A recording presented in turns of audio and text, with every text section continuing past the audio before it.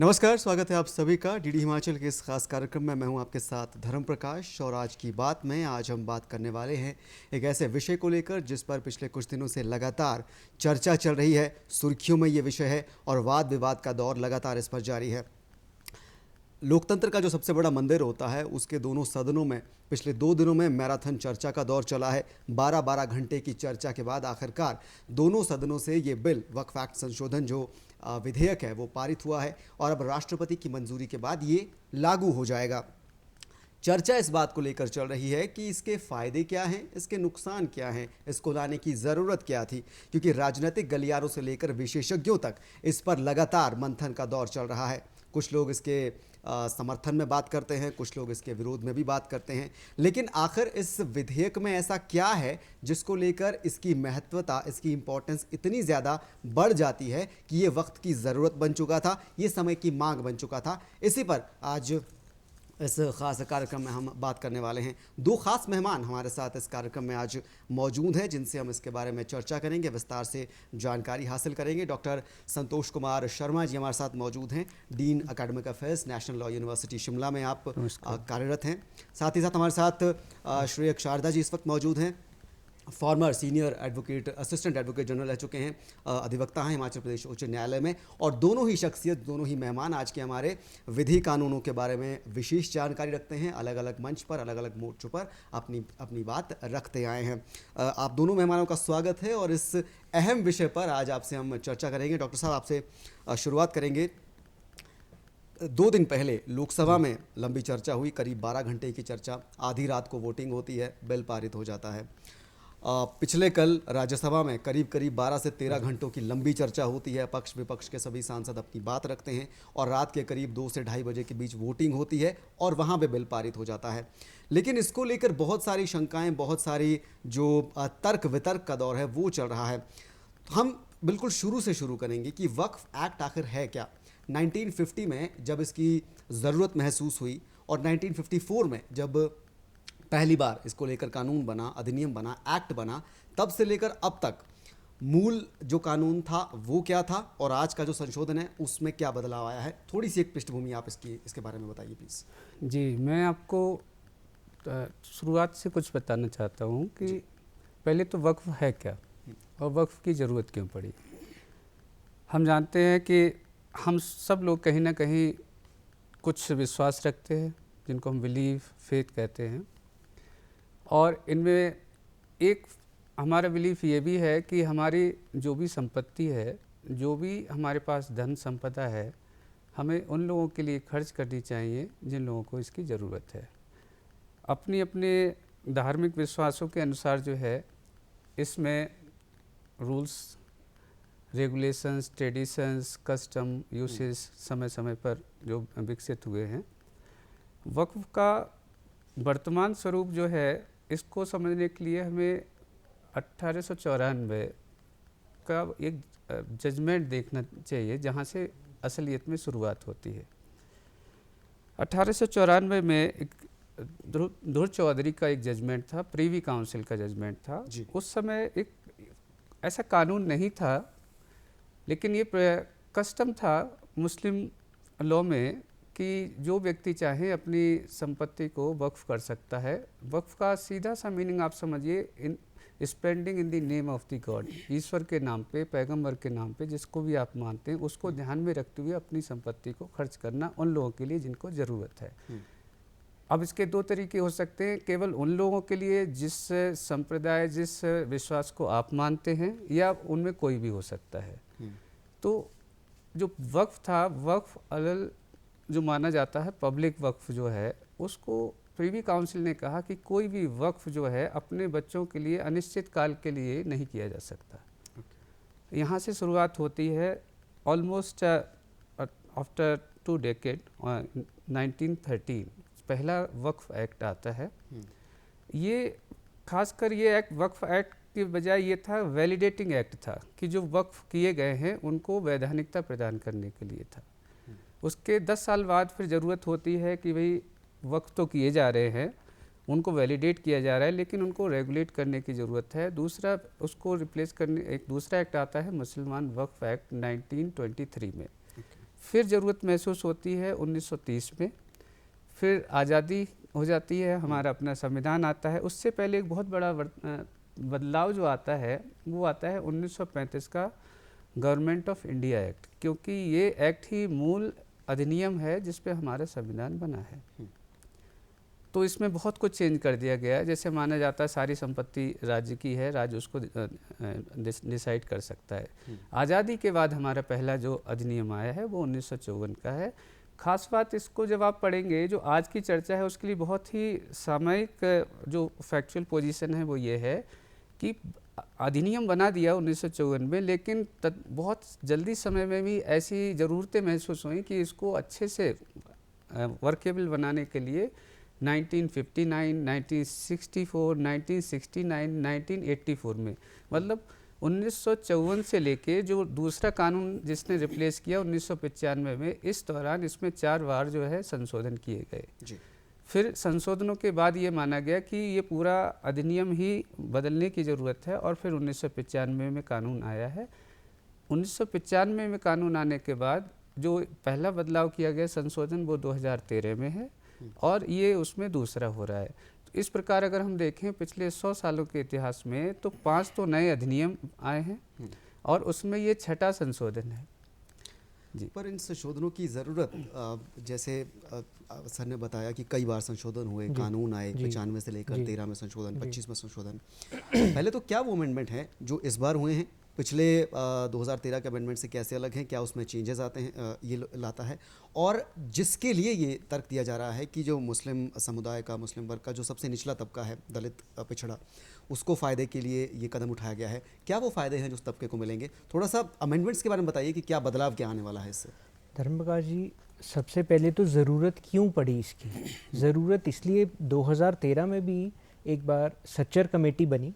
Sachar committee Jammu Kashmir व लेह राज्य में गई जी। उन्होंने वहाँ से फीडबैक लिया कि क्या क्या चेंजेस होने चाहिए, इसमें बदलाव कैसे करने चाहिए, और उन्होंने भी केंद्र सरकार, उस समय की केंद्र सरकार को ये सब सजेशंस अपने दिए कि आप ये नीड बेस्ड चेंजेस करिए। बट 2013 की जो आप अधिनियम बदलने की बात कर रहे हैं, या उसमें जो बदलाव आए, वो सिर्फ एक बदलाव आया कि आचार संहिता लगने से 25 दिन पहले 123 दिल्ली की जो प्रॉपर्टीज़ थी वो सारी वक्फ को दे दी गई, सिर्फ ये लाया।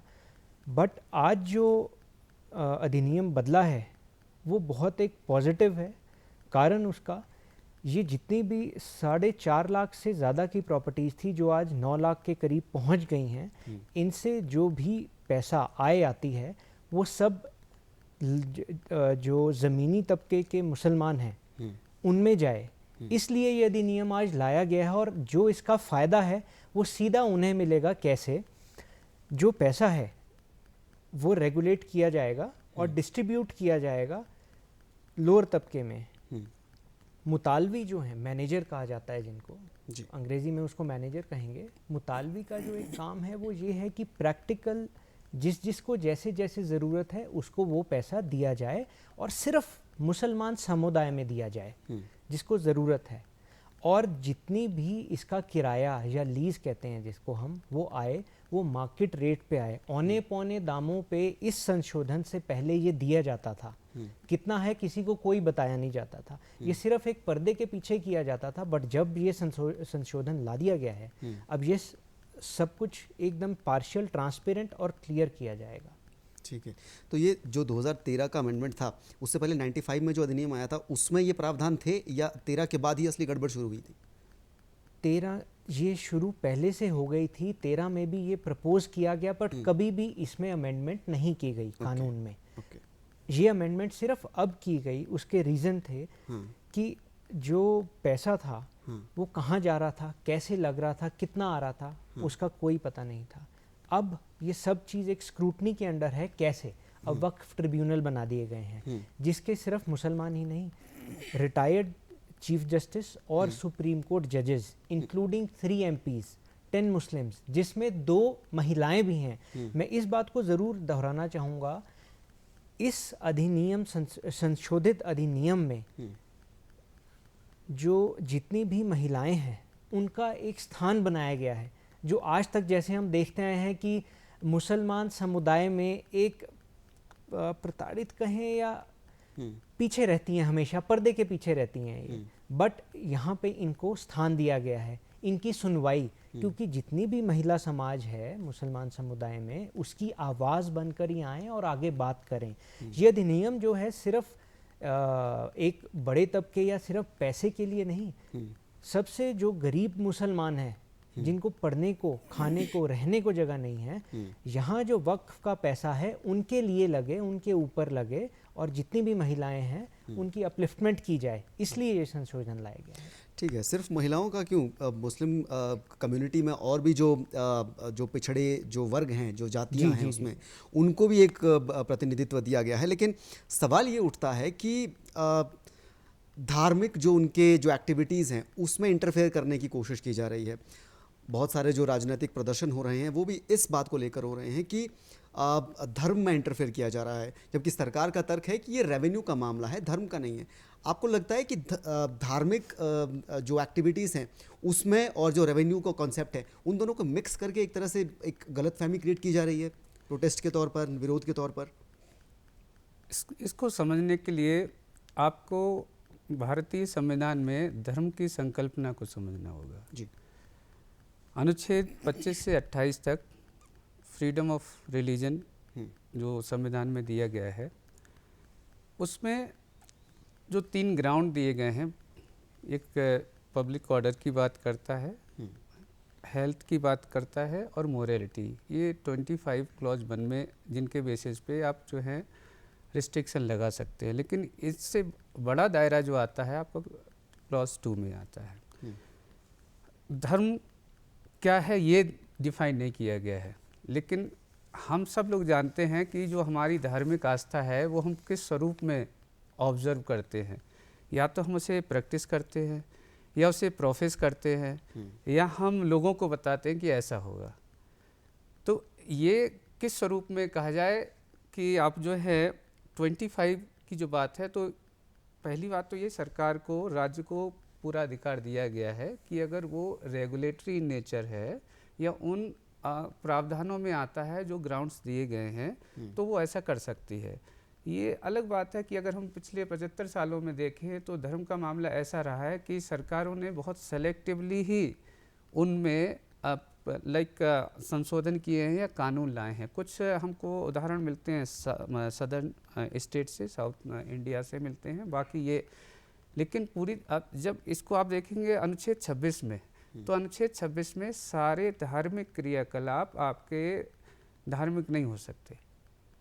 उसमें जो शब्द यूज किए गए हैं रिलीजियस डिनोमिनेशन, उनके कुछ पैरामीटर हैं वो फुलफिल होने चाहिए। किसी की सेवा भाव के लिए संपत्ति देना पूरी तरीके से धार्मिक नहीं हो सकता। आप तो ये जो मामला है हमको तभी समझ में आ सकता है जब हम उस अनुच्छेद को देखें। ये बात ठीक है, वक्फ जो है वो एक रिलीजियस बिलीफ है, मुस्लिम लॉ में माना जाता है और बहुत पायस पर्पज़ के लिए किया जाता है। कोई कर सकता है, कोई कर सकता है, ये एक डिबेटेबल इश्यू रहा है, ठीक है। कोई अपनी संपत्ति दे सकता है, ठीक है, लेकिन नॉन मुस्लिम दे सकता है।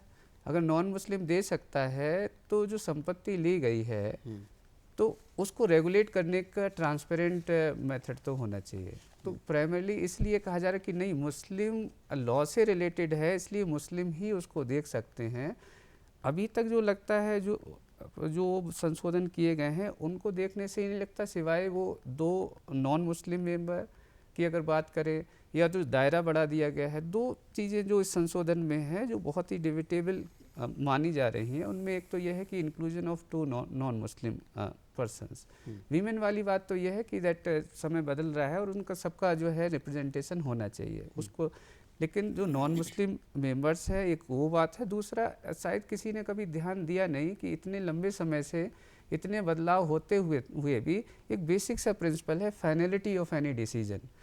इस देश में माना जाता है कि कुछ स्पेसिफिक प्रोविजन है और कुछ जो है लाइक अपील जिसको हम कहते हैं वो एज ए राइट होती है, स्टैट्यूटरी राइट है। तो या तो अपील दिया होता है, रेफरेंस दिया होता है, रिवीजन दिया होता है, रिव्यू दिया होता है, या स्पेशल प्रोविजन दिए होते हैं जिससे कहीं ना कहीं आप अगर लोअर कोर्ट का मामला है तो हाई कोर्ट में, हाई कोर्ट से कुछ मैटर्स में स्पेसिफिक रिलीफ में आप सुप्रीम कोर्ट में चले जाते हैं। ये प्रोविज़न ट्रिब्यूनल जब इंट्रोड्यूस किया 95 एक्ट में तो ये फाइनल कर दिया गया। इसको लेकर जो मैटर आते हैं वहाँ ज़्यादा कंसर्न रहा है। जैसे कि अभी हम देखते हैं तमिलनाडु में जो इश्यू आया 1500 एकड़ लैंड का, जो एक पूरे गांव को डिक्लेयर किया गया। कर्नाटका में जो इतना पूरी शुरुआत में 2005 में जो ताजमहल को लेकर बात हुई थी, बिहार में एक गांव का जो मैटर आया, ये सारे इश्यू ऐसे हैं जो धारा 40 जो है इस एक्ट की उसके तहत कि वक्फ बोर्ड को लगता है। तो ये जब आप बात करते हैं संशोधन बदलाव होते हैं, लेकिन मैं आपसे इतना ही कहना चाहूँगा अपने सभी सुनने वालों को कि किसी भी कानून का बनना एक स्टेज होती है, लेकिन उसकी सही परख तभी हो सकती है जब वो प्रैक्टिस में आता है। और अब तक पिछले 75 सालों में हमने देखा है कि हमें अपने न्यायपालिका पे विश्वास रखना चाहिए। विधायिका का काम है कानून बनाना, सारे मेंबर्स हैं, उन्होंने बहस की है, उनमें अपनी अपनी बात रखी है।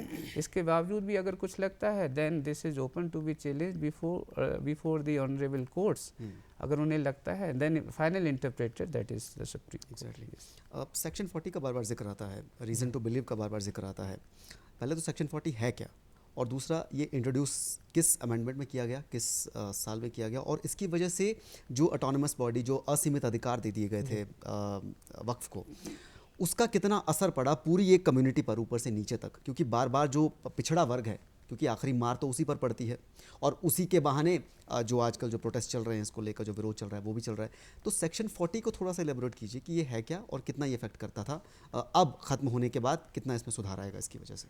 देखिए, ऐसा है, वक्फ बोर्ड के पास पहले एक ऑटोनमस पावर थी जिस पे अनकंट्रोलेबल पावर थी। आप कभी भी कहीं भी कह सकते हैं कि जी ये प्रॉपर्टी वक्फ को दी जा रही है रिलीजियस यूज़ के लिए, धार्मिक किसी भी काम के लिए, और उस पे ना कोई पूछ होगी ना पहचान होगी। अब क्या है, इस संशोधन में जो ओवरराइडिंग क्लॉज था वक्फ एक्ट का, उसको अमेंड कर दिया गया है, और जितने भी सारा कोई भी ज़मीन होगी, सरकारी हो चाहे प्राइवेट हो, स्क्रूटनी के अंडर लाई जाएगी और ओवरराइडिंग इफ़ेक्ट को ख़त्म किया जाएगा।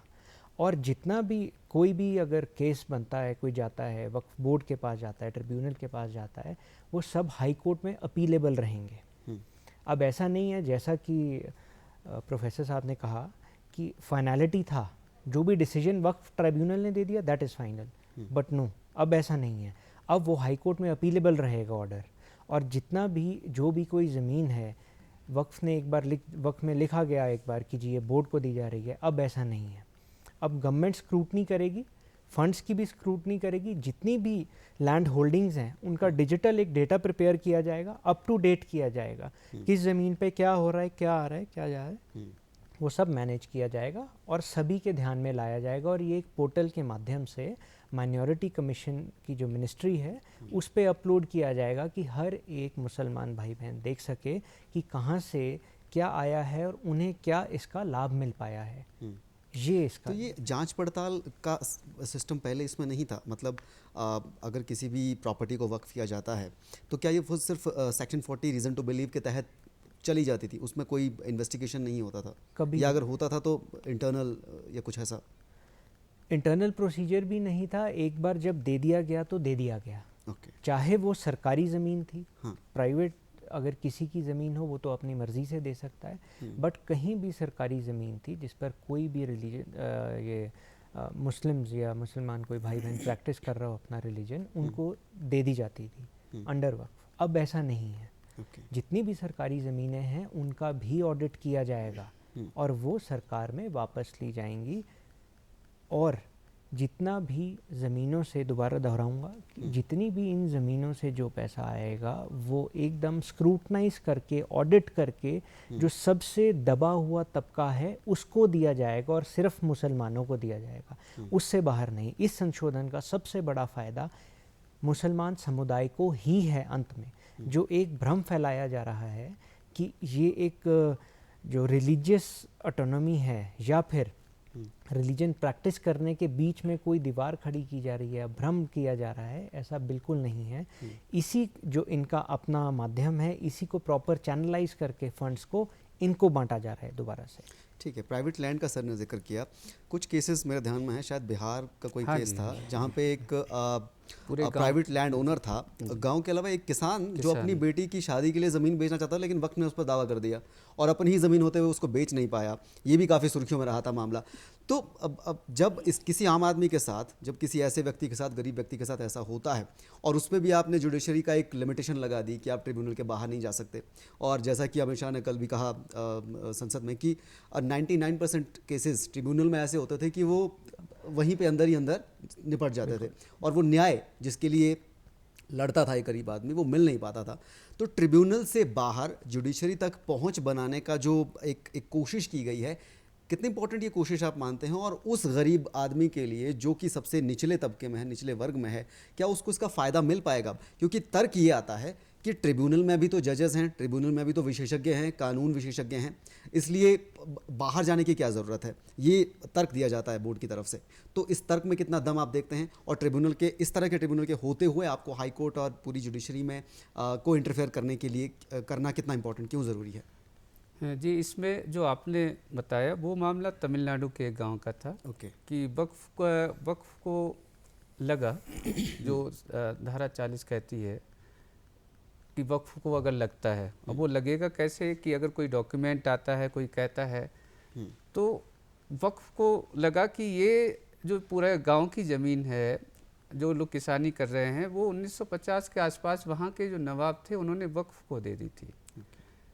अब ये इस मामले पे शायद कभी डिबेट हुई नहीं वक्फ को लेकर कि अगर वाई यूज़र कि अगर कोई ज़मीन है, ज़मीन का टुकड़ा है जिस पे दरगाह है, खानका है, ग्रेवयार्ड है, मॉस्क्यू है, अगर उसकी तरह यूज हो रही है तो वक्फ की मानी जाएगी, वाई यूज़र। उसके विपरीत अगर देखा जाए कि कोई किसान अगर जो है 30 साल से, 40 साल से, 50 साल से अगर खेती कर रहा है, तो यही प्रिजम्पशन उस पर अप्लाई नहीं होता। इसी का उदाहरण ये केस था जहां किसान अपने बच्चे की शादी के लिए ज़मीन बेचना चाहता था, तो ये पता चला कि ये तभी बेच सकता है जब वक्फ उस पर एनओसी देगा। अब जो हमारा लीगल सिस्टम है इंडिया में अंडर कॉन्स्टिट्यूशन, उसके कुछ बेसिक प्रिंसिपल हैं। उनमें एक ये है, जैसा मैंने पहले बताया कि फाइनलिटी की बात है। दूसरा प्रिंसिपल ऑफ नेचुरल जस्टिस है। एक बहुत इम्पॉर्टेंट जो कानून है इस देश का, वो है लिमिटेशन एक्ट। लिमिटेशन एक्ट में जो प्रावधान है वो ये बताते हैं कि किस अवधि तक कोई व्यक्ति अगर अपने ग्रीवियंस को परस्यू नहीं करता है तो उसका जो राइट है परस्यू करने का वो बार हो जाएगा, उसको इस बाद एंटरटेन नहीं होगा। फिर उसके बहुत सारे एक्सेप्शन आते हैं।